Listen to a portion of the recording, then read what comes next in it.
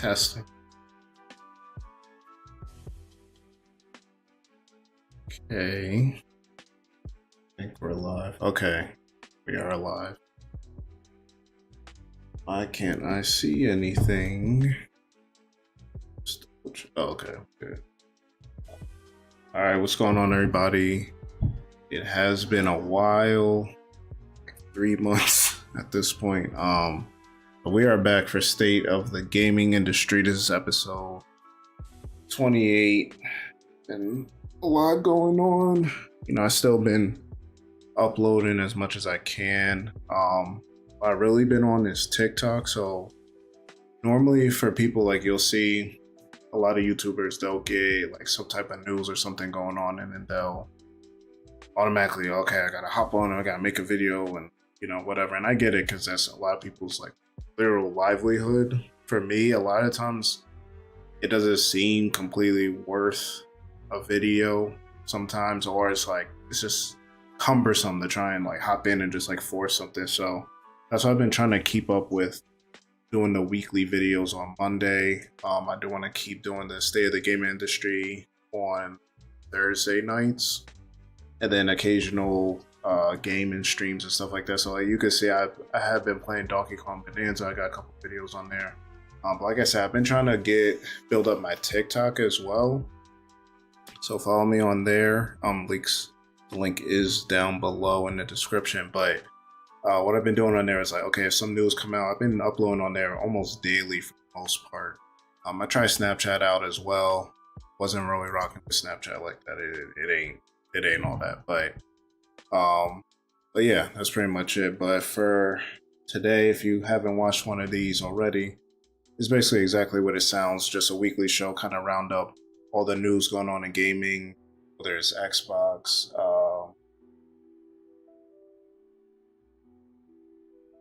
PlayStation, anything like that. So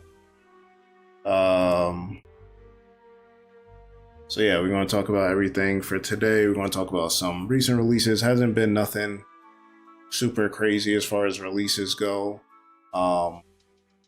We had the Nintendo Direct earlier today, which was the Partner Direct. So a lot of people don't understand the difference between partner and regular.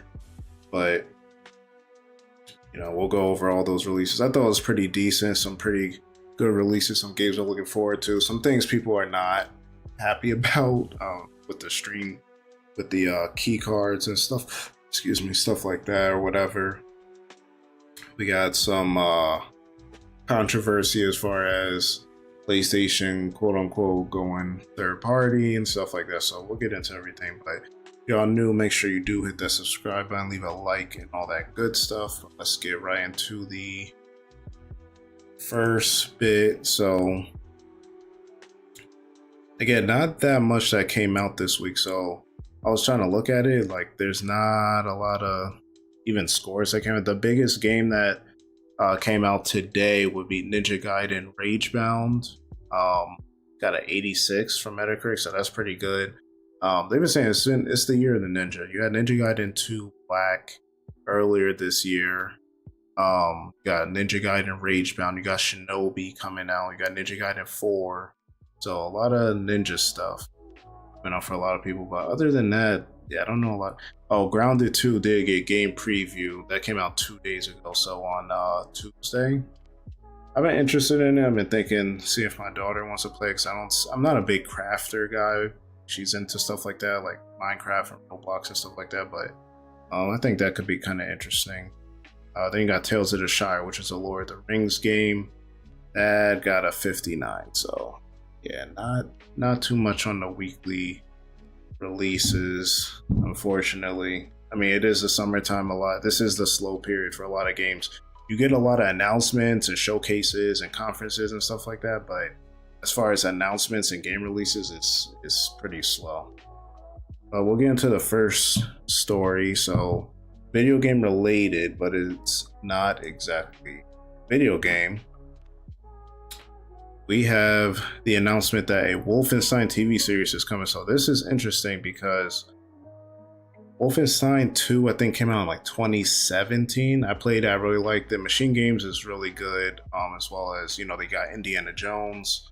But they're trying to take advantage, like Xbox, PlayStation, everybody's trying to get more into the media. Even Nintendo, they just announced the live action casting for the what do you call it, for the new Zelda movie that's coming out in 2027. So everybody's kind of full speed ahead with, you know, the multimedia stuff. But we got Wolfenstein TV series in development at Amazon from the Fallout producer Kilter Films and Patrick Somerville. So Fallout, obviously big show for Xbox on Amazon Prime. You got the second season coming out, I think, in December this year. I think on the last episode of the first season. It's cool. I'm not a big Fallout fan, but the show's done pretty well. But here, the article from Variety, it says a TV series adaptation of the Wolfenstein video games is in development at Amazon MGM Studios. Variety has learned exclusively. The other cool thing is, I'll say right here, exact plot details are being kept under wraps, but the official logline of the series simply states the story of killing Nazis is evergreen, which it is. That storyline never really goes out of style when it comes to media and stuff. But I was going to say it's interesting too because Amazon has another show. If you ever watch it, it's called Hunters. It had 2 seasons, and it was about hunting Nazis back in the, I think it's the 60s or the 70s. So they have some type of experience with that kind of stuff, but it'll be interesting to see. I think it should be good either way. But Patrick Somerville is attached to serve as the creator, writer, executive producer, and showrunner on the project under his Chaotic Good.tv production banner. Jonah Nolan, Lisa Joy, and Athena Wickham will executive produce via Kilter Films. Oh, okay, so that's good. It's literally the whole Fallout crew, essentially, / Westworld. So that's good to know. So looking forward to that whenever that comes out. We're probably a few years off from that, but either way, good to see. Good to see. All right, now let's talk about a big topic. So this came up after a job listing. That's what always happens too. Now that everybody's online, these job listings be letting a lot of people know stuff. So there's a job listing for I don't see the name of it. I don't see the actual title, but the role is basically they're going to report to the vice president of commercial management as okay, so the title is Senior Director of Multi-Platform and Account Management. So it says you will play a critical leadership role in shaping and executing the global commercial strategy for PlayStation Studio software titles across all digital platforms beyond PlayStation hardware, including Steam, Epic Game Store, Xbox, Nintendo, and mobile. Okay, this role is accountable for optimizing title profitability, ensuring cross-functional alignment, and leading a high-performing team focused on multi-platform expansion. The reason I'm overemphasizing all these words is so you can kind of see where they're going with it. Like, people are coping and saying this isn't nothing, but like the wording is very clear. Mid-range commercial planning and platform partner management. So listen, oops. So I think the funniest thing out of all this, I tweeted this out, was the amount of people that never heard of what's it called? There it is. Dang. Doesn't want me to increase the bitrate, so let me see if I can fix that.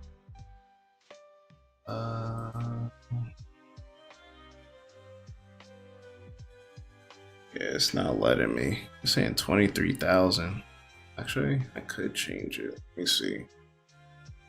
23,500. That's a lot. I don't know if it's gonna change right now.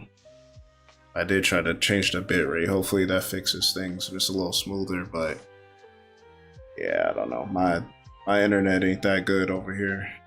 But we'll see what happens. I just changed it. But anyway, what was I saying? Okay, so this whole multi-platform thing. So we've been seeing a lot of things as far as that goes. So everybody knows Xbox. You know, everybody needs to think about each company working in a way that benefits them, right? So for Xbox, yes, they put everything day one on PC, which was a big move back in the day.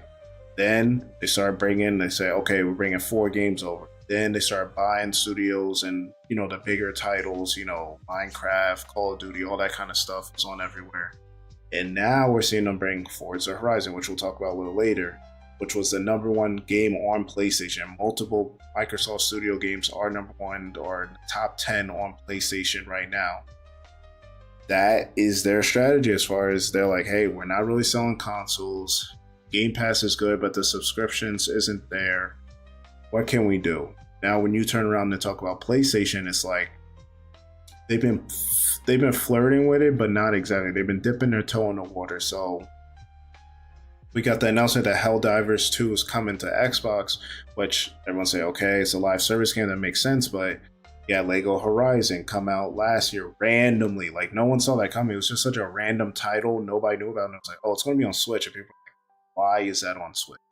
So PlayStation and Sony are clearly trying to, you know, test the waters to see what makes sense for them. Now, some people are like, okay, we just about to get everything day and day. Like, no, that's not happening. So I think you got to look at each company on what makes sense for them. So I think for PlayStation, they have cut back on this live service push, but they still have multiple live service games in development. You know, Helldivers 2 came out last year. Then you got the Horizon MMO, you got Marathon, you got Fair Games, you got, what was it, Project Gummy Bears or whatever. So those games coming over day and day makes sense. Live service, you want as many players as possible. Now, outside of that, they've been bringing games to PC. I expect the next step of that is to be either shortening that window or day and day. At some point, the single player games will be day and date on PC. I can see that coming. Now, as far as games coming to other consoles like Xbox and Nintendo, again, never say never, but then I try to think about what titles could that be. Some people say, okay, let's look at the licensed games like Spider-Man, right? There's supposed to be a Spider-Man 3 coming out, but a Marvel license, you know, the way they, like, these games cost so much money, I can see that coming.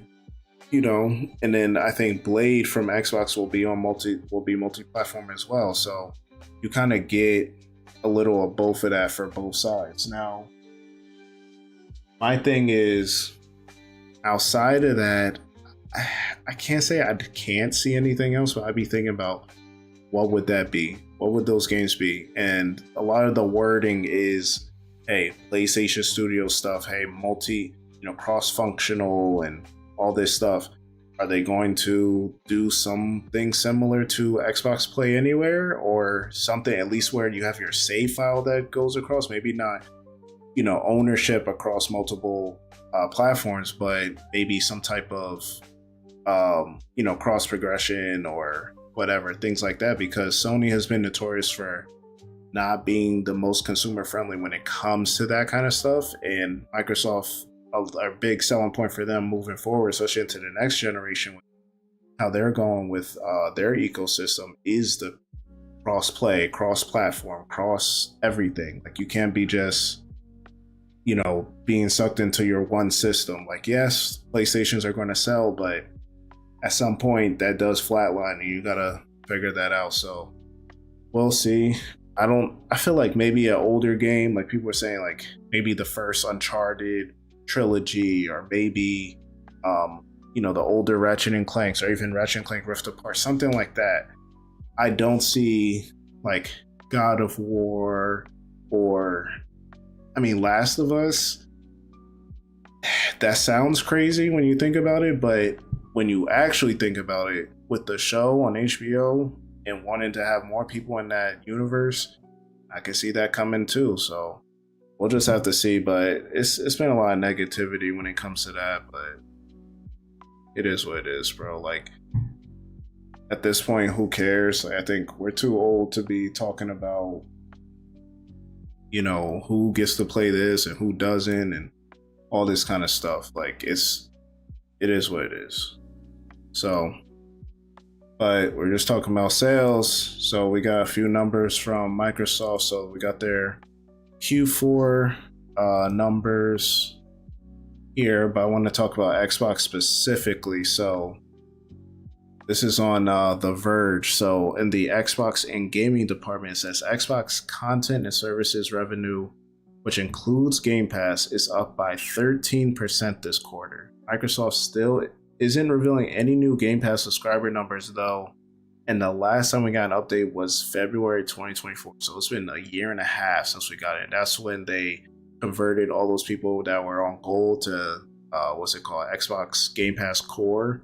And at that point they said, oh, we have 34 million subscribers, which I believe they thought they would be at 100 million by 2027, which clearly isn't happening, but you know, it is what it is. So as I said, they've been aggressive, pushing some of their titles over to PlayStation and Switch. You got Hellblade 2 coming into PS5 next month, and Gears of War.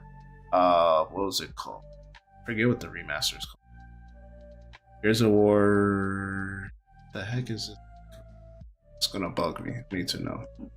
What the heck is this game called? Gears of War. Oh, Reloaded. I don't know why I couldn't think of that. But anyway. So yeah.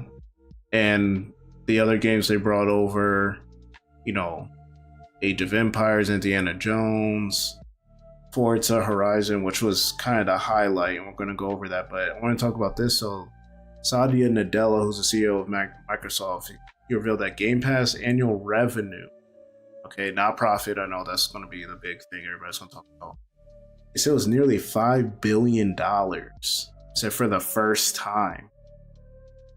And it says Microsoft has 500 million monthly active users across gaming platforms and devices. And now this is a little shaky, the 500 million active users, because it's saying across all platforms and devices, which, I mean, Microsoft, a PC, anything that runs Windows is going to be considered, you know, an Xbox to an extent. So I don't care about that. But the $5 billion from Game Pass alone is kind of crazy. I think someone did the math on it. They said if you average it out to, let's say, $12, which isn't a real tier, but just to throw an average number out there, like at the minimum, that would be around, I think they said like 37 to 40 million subscribers.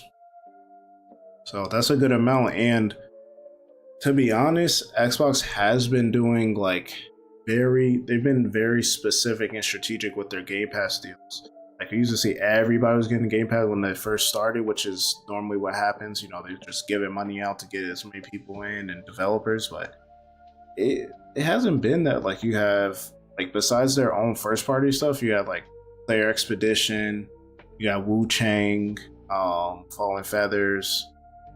It's not a lot. I mean, Ninja Gaiden 4, but they are publishing that game, so it's Game Pass is outside of like indie titles and stuff like that. Like they're not putting a lot of giant games that are going to cost a lot of money. And then unfortunately, we did see like hardware struggling.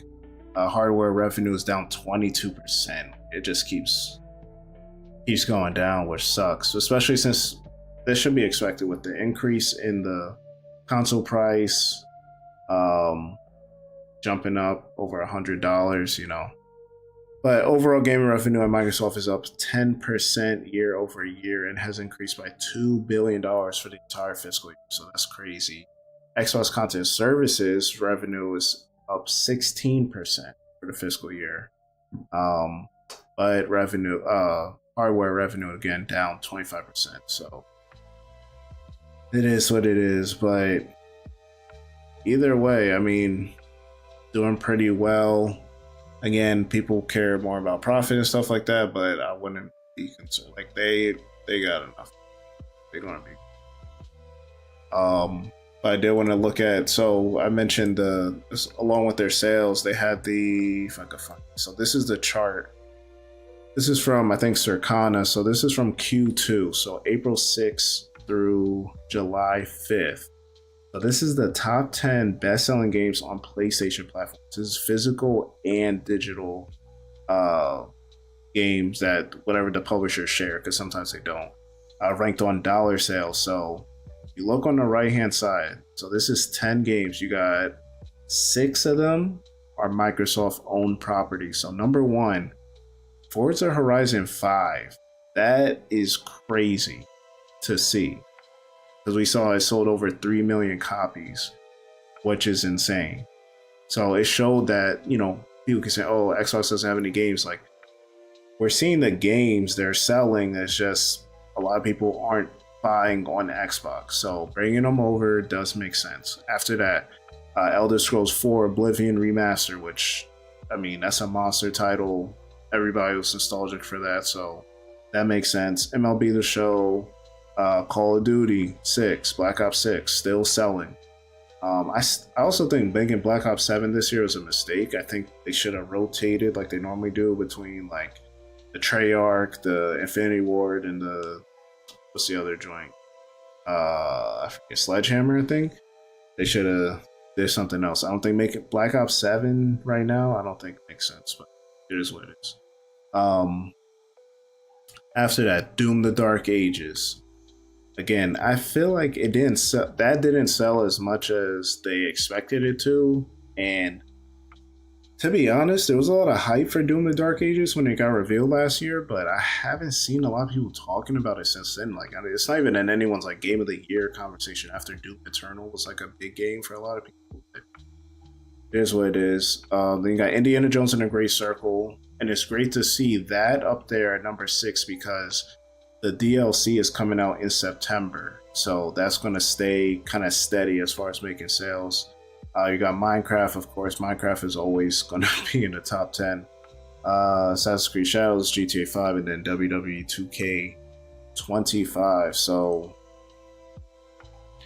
a lot of Xbox or Microsoft-owned properties selling really well on PlayStation. So again, just kind of reaffirming that multi-platform strategy, and then we're going to see, what happens with PlayStation as far as that. And actually, I just remembered, I forgot to say something. This is from Nate the Hate talking about, oh man, I lost it. Oh, here it is. So he was talking about, I gotta find it. Dang, I can't find it. Well, basically, they was saying that, hey, there's going to be other games coming from PlayStation, which we kind of assumed already, even before the whole thing leaked about the position they're hiring for or whatever. But he didn't say what things were actually coming out, so we'll just have to see. It could just be for right now, the live service stuff, and then we'll see what else comes out after.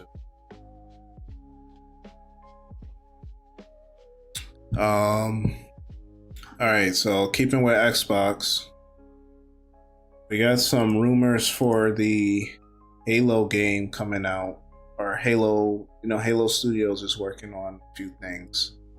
So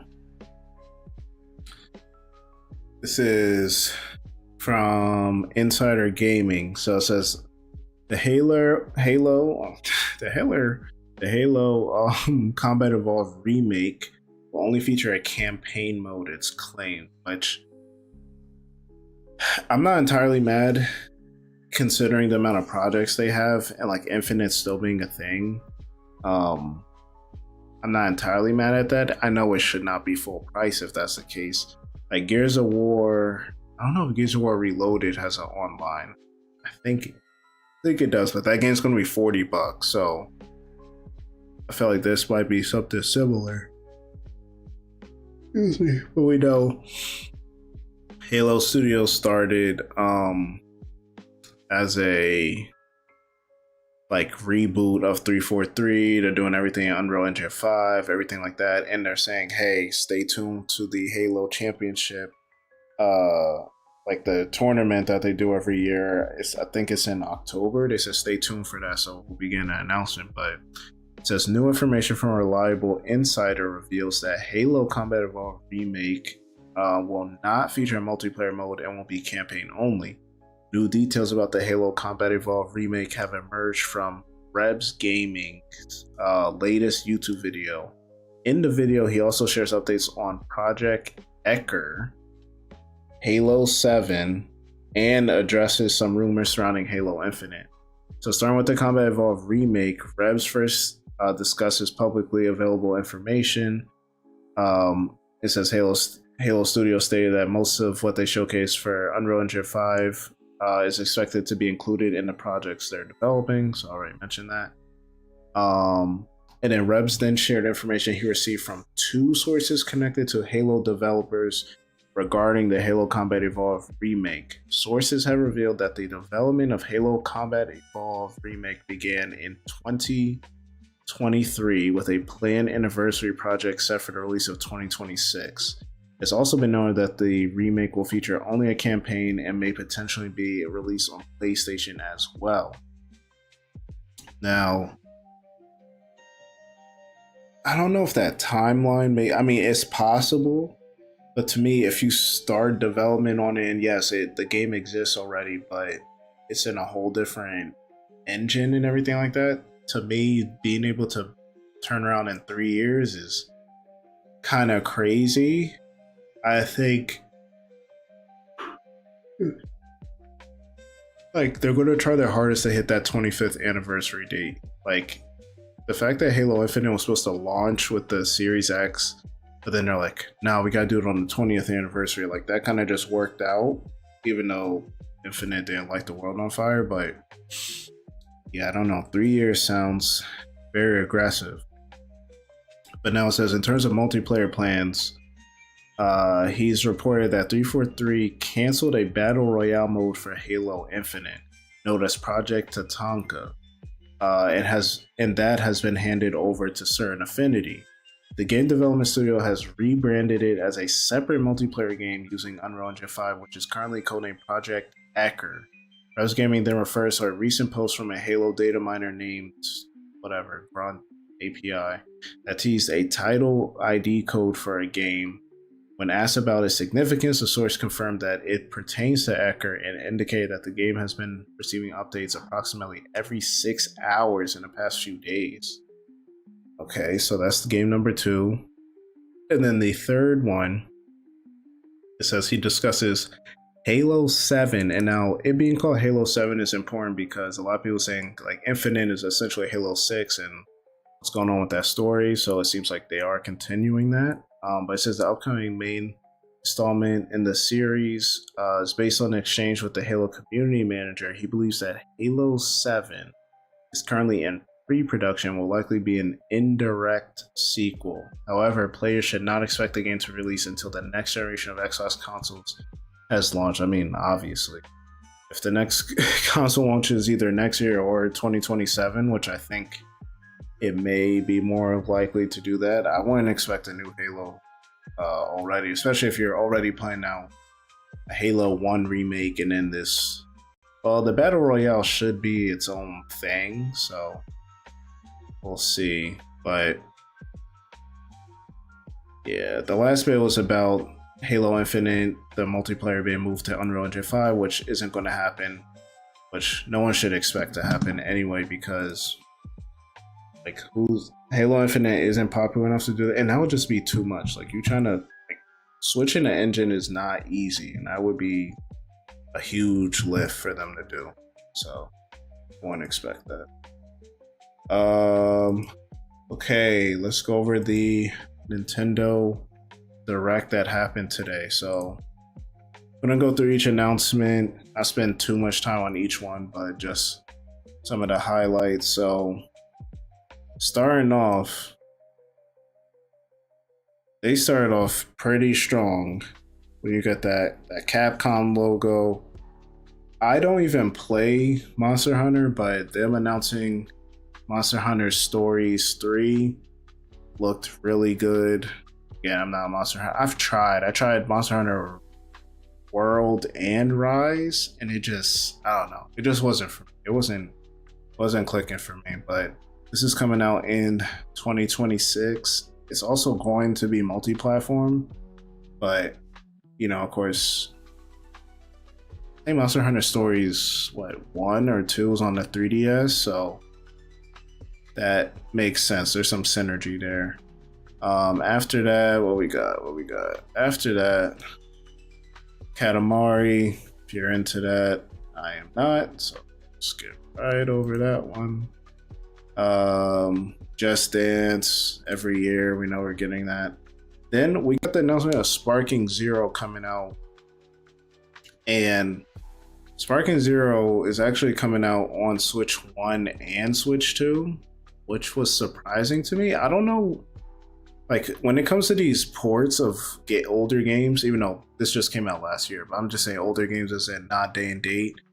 I wonder, like, because they're waiting for it to be ready for Switch 2, they can't even announce the regular Switch version, which I don't know. Maybe there's a strategy to that as well. Like, you don't want it to be, you know, kind of like staggered sales, or people just buy it all on Switch 1 and then not on Switch 2 and you have less sales or something. I don't know. But anyway, that's a good get. We got a new Plants vs. Zombies, FIFA and Madden. Got this Pac-Man world too. So I saw someone joke on Twitter like, oh, Donkey Kong Bonanza's already it's lost his crown for best 3D platformer of the year or whatever. But yeah, I mean, it looks cool. I ain't gonna lie. Like, I am a Pac-Man fan. Pac-Man Adventures Through Time is one of my favorite computer games ever. September 26th, you got Pac-Man World 2 repacked or whatever. It's only like $40, so, or less than that. I think it was like 30, 35. Then you got Final Fantasy Tactics. This is a remake everybody's been waiting on. That will be coming out September 30th. And then after that, speaking of JRPGs, we finally got the announcement of Persona 3 Reload coming out for the Switch 2. Now, and we'll talk about it a little later, but this game keycard situation is in full effect during this direct. And people said it yesterday. They said once the direct was announced, they were like, all these third parties, there's a third party showcase. Everything's about to be on Game Key. And we're seeing that. People are mad about this. This comes out October 23rd. But people are mad about this because, as Sega and Atlas does, no DLC was added to the cartridge. So people are going to have to buy that separately, which people are mad about. But, I mean, it is what it is. I mean, the game, it's not like the game was out for like 3 years. Even though other developers, you can get a Game of the Year edition not that long after and get all the DLC, so I don't know. It is what it is.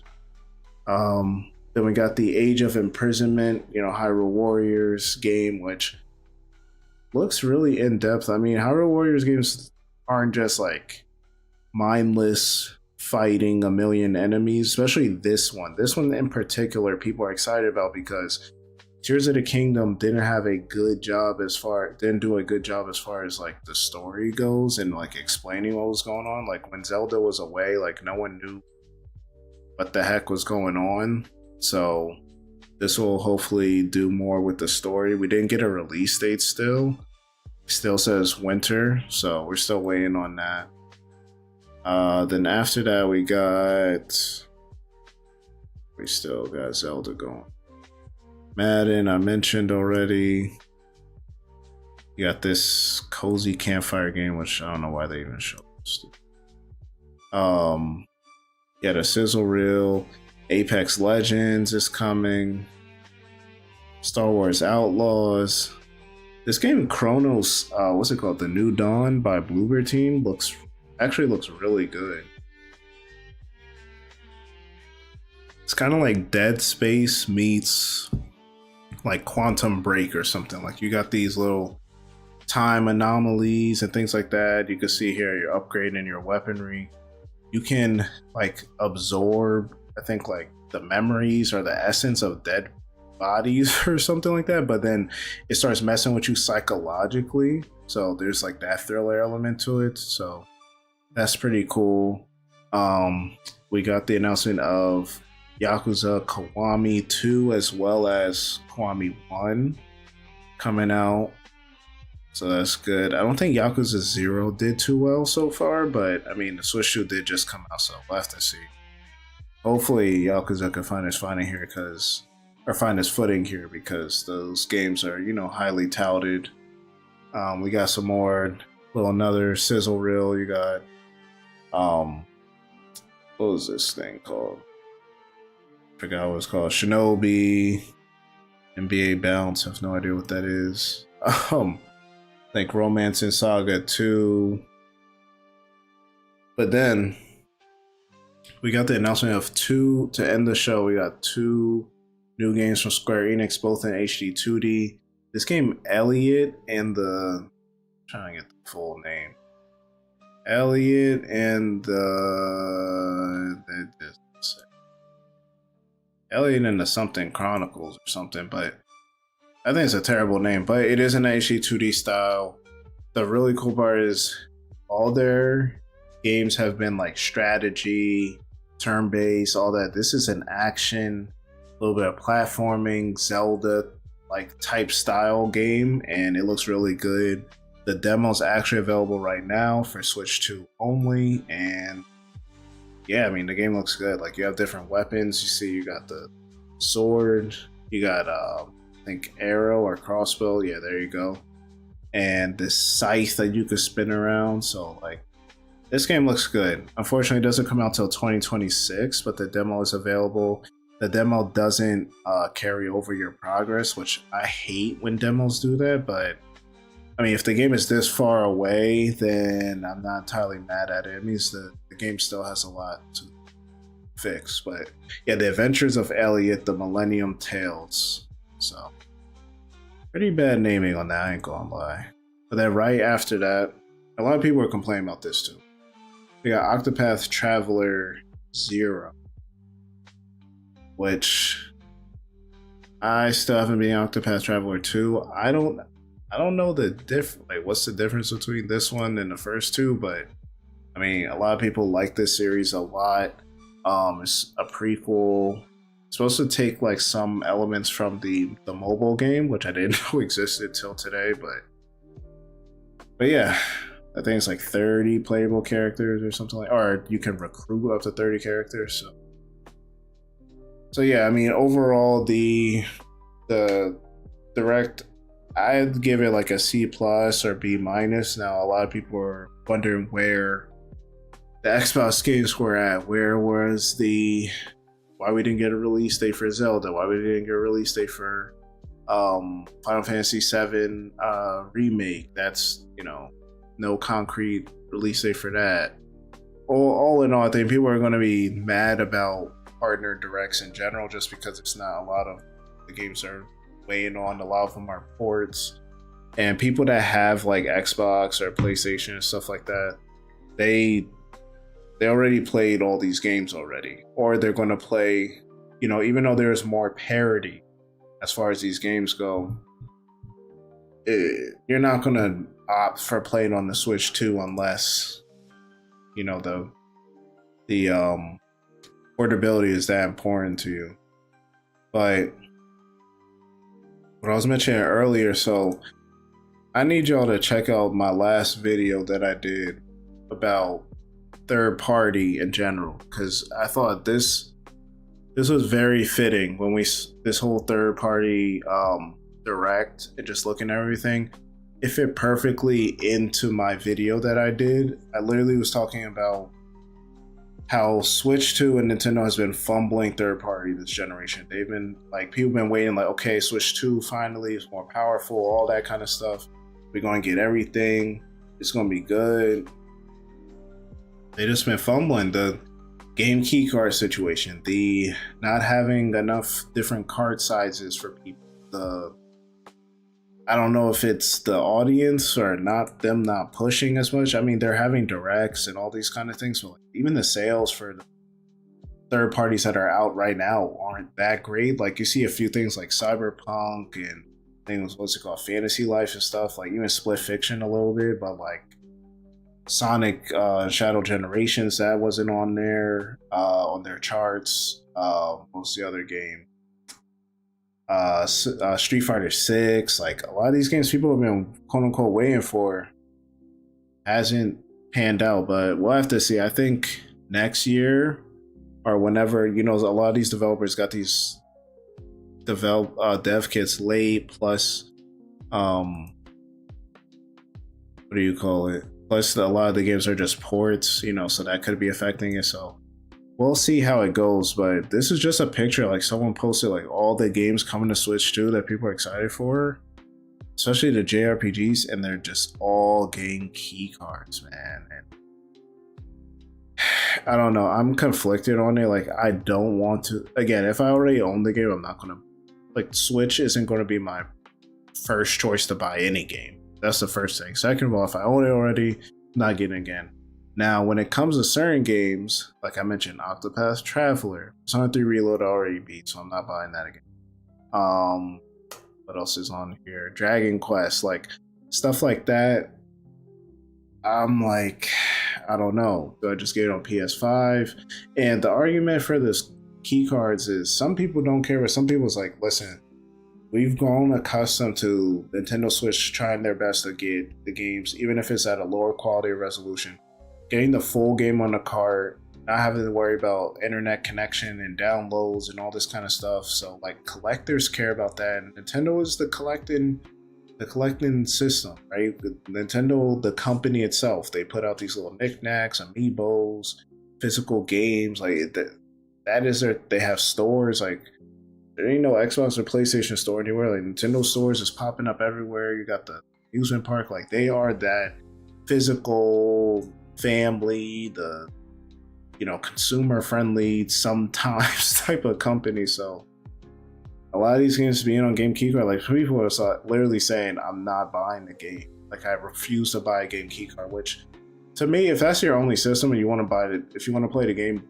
buy the game, like buy digital, do something. I ain't about to just skip a game because of that. But I mean, I do think about it because I'm like, what is the point of just getting the game? Some of these are just a code in a box. Like, yeah, I don't know. Like, I like physical games, but then I'm like, okay, if it ain't a real physical game, should I just get it digitally so I don't have to worry about popping the cart in and out of the system?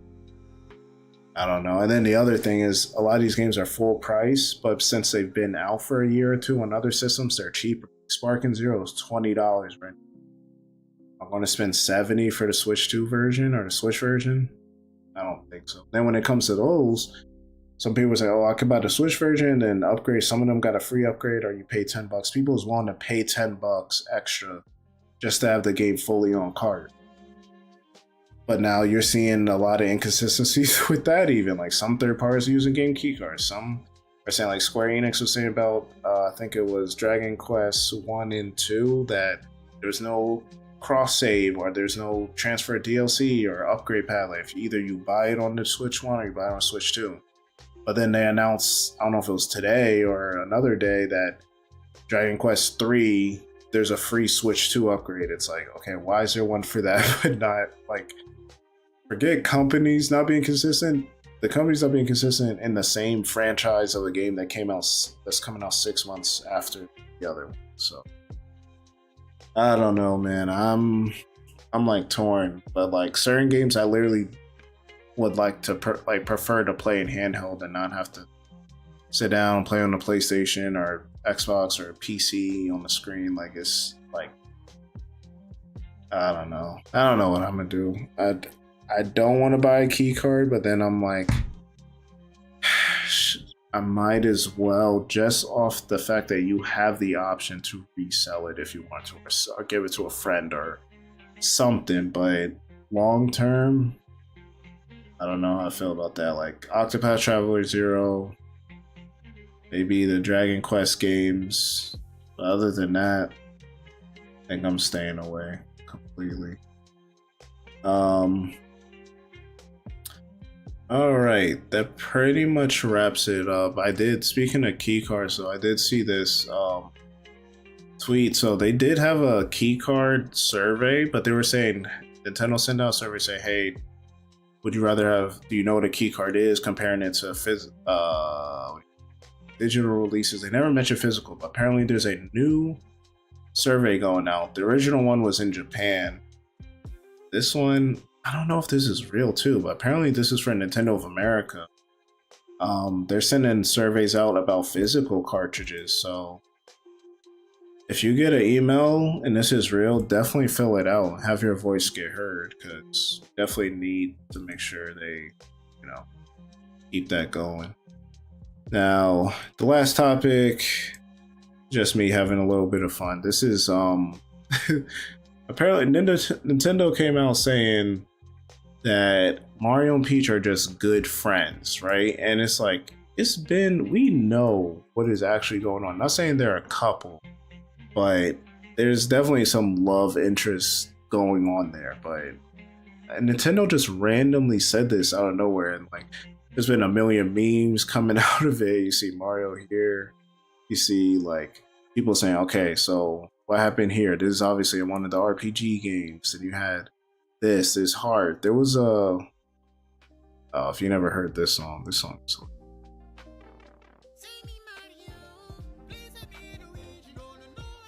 yeah. Oh man. Dang, there was one where, okay, yeah, literally, they're finding all these pictures. It's like, this is from Nintendo's games. Like, these aren't memes. Like, okay, I don't know why it's so expensive. There was another meme. It was hilarious. It was like, dang, I forget. I just forgot. Oh, sorry, it wasn't even a meme. It was literally Nintendo posted on Valentine's Day, like, oh, happy Valentine's Day from Mario and Peach. So it's like, okay, like, clearly someone just randomly decided to do that. Like, I don't even get why. Who asked them to do that? I don't know. But either way, that does it for this episode. Y'all let me know, comment section below, what you think about everything, game key cards, PlayStation going multi-plat, the direct, everything like that. Definitely like, subscribe, check all the links in the description as usual. Check out the other episodes, videos on the channel, follow me on all the other social